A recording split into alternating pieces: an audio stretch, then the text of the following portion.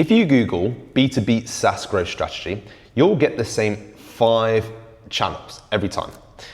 Number 1 is outbound, number 2 is paid ads, number 3 is organic content, number 4 is referrals, and number 5 is community/events, whether it's online or offline. There is no other channel. There's no 6th channel. So anybody trying to sell you one or pretend that there is another one is trying to distract you. And if you think I'm wrong, please do let me know in the comments. But usually any other idea folds into them 5 channels, roughly, right? So if the channels aren't the problem, then why is your pipeline somewhat flat? It's because a channel only does one job. It buys attention. So what do you do with that attention is a completely separate job. And it's kind of almost one nobody really builds infrastructure for. Because think about it, the money for the second, right?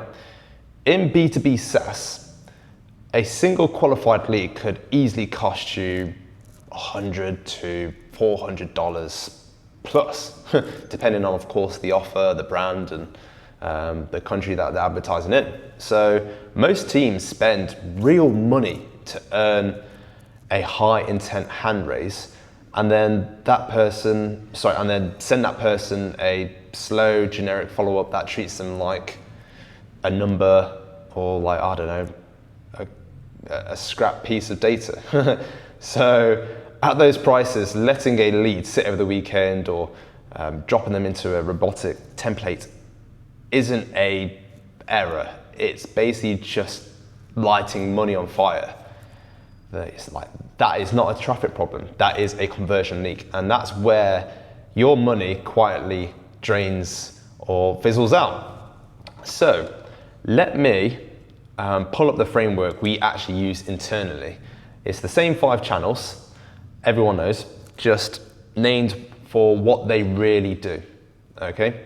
We'll walk through each one, what it's good for, and the trap that kills it, and then the layer underneath that decides if any of them actually pay off. So let's look at the acquisition system. Starting from the top, the push. So the outbound and fast inbound routing. So this is things like cold email, LinkedIn sequencing. In Spanish, they go LinkedIn, right?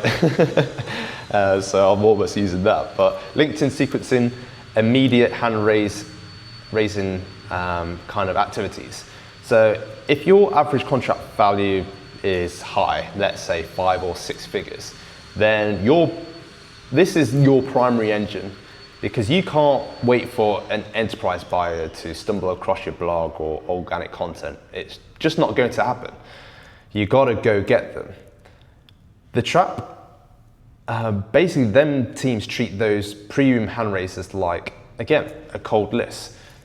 They send generic, slow, robotic sequencing.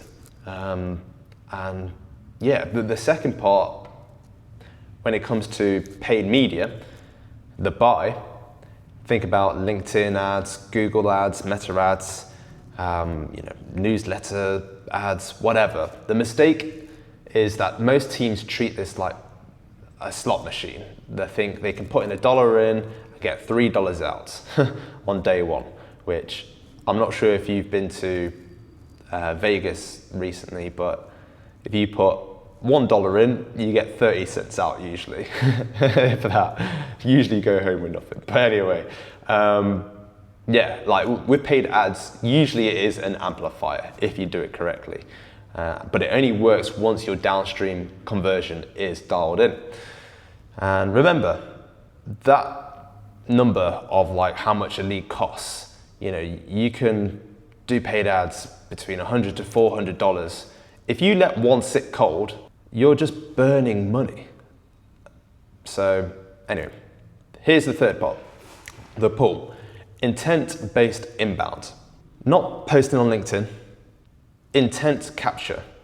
Product versus competitor pages on your website, ROI calculators, programmatic like SEO, The advantage compounds like equity, if that makes sense. So like with a paid ad, it stops the second you stop paying for it. You're basically just renting the assets, right? But ranking a asset like SEO and whatever, it drives demo requests long after you build it, because you own the attention instead of renting it like you would with paid ads. So the trap is basically like the maintenance debt. It goes stale, but it never bridges the reader from reading to booking. So the fourth part, the network. This is like product-led growth. So the Calendly or DocuSign link that quietly invites the next user, plus like the other partnering ecosystems too. And this one's kind of different to what people assume. It's not the slow one. Distribution is built right into the product usage, so it can essentially compound fast. The catch is, force a PLG loop onto a pure enterprise product where it doesn't naturally belong and it just won't fire. That is the trap. But then the fifth part, the sub-ecosystem. Let's say you're watering holes, proprietary watering holes, right? This is the slow burn play. It banks the ecosystem trust, so you default win the deal when they're finally ready to close, but it's incredibly high leverage and just very slow. You do not flip this on this quarter to rescue a flat pipeline. Now, watch how the grid connects. Every one of those 5 drops into the exact same place. Stage 2, the gap, the 5-minute leak. This is the precise point revenue drains out your business.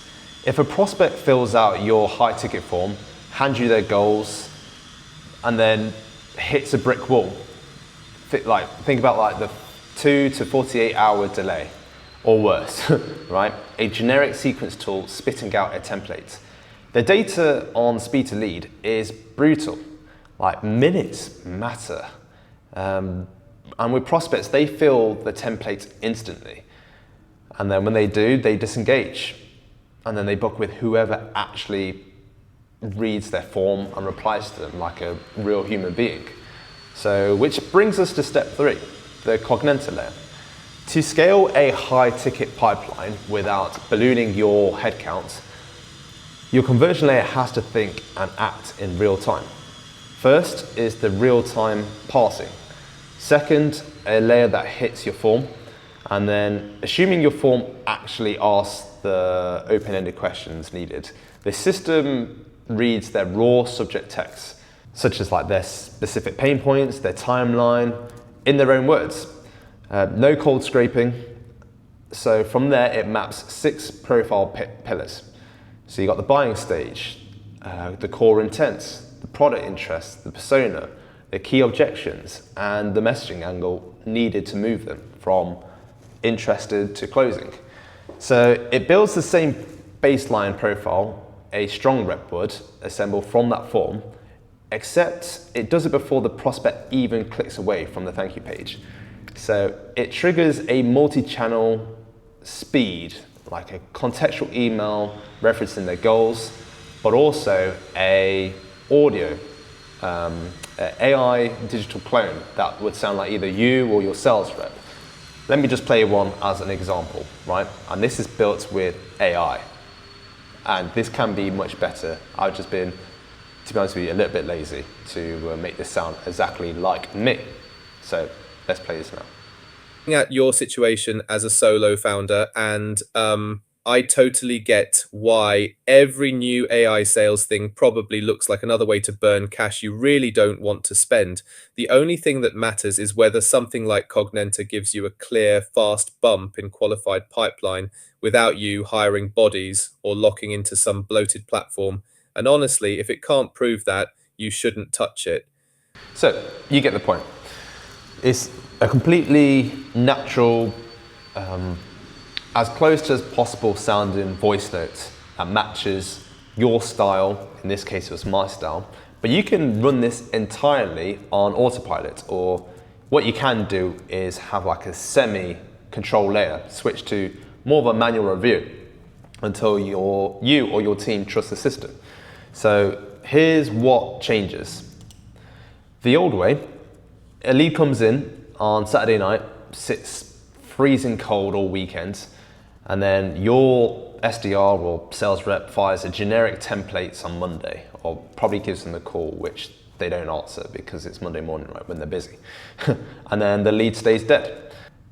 Then with the Cognenta way, that same lead, that Saturday night, gets a tailored, deeply relevant response within minutes, almost like someone actually read their form. So Monday morning, your SDR sales rep opens the CRM and walks straight into a warm, active conversation with someone almost leaning in. And look, you don't need our software to fix this gap, although it does help, but you do need a structural framework that guarantees a warm lead hears back with you with something generally worth replying to, that makes them feel like they've been understood and listened to. Not just because that converts better, but more so it builds a better brand image for the business and your sales reps in general, which will, as a result, win them the lead. But if you want to see exactly how we automate it from end to end, what we can do is sit down with you and do a proper audit on your funnels when it comes to the form intake to then the reply. And yeah, book a time in with me and in the link below, and we'll map out the actual intake process of what you should actually do and find out exactly where the attention is leaking and lay out the ideal follow-up architecture, so you walk away from that call knowing your framework, whether you choose to work with Cognenta and automate it for you or not. So if this breakdown was useful, then hit subscribe, hit the like button so you see other videos that will help you with your B2B SaaS.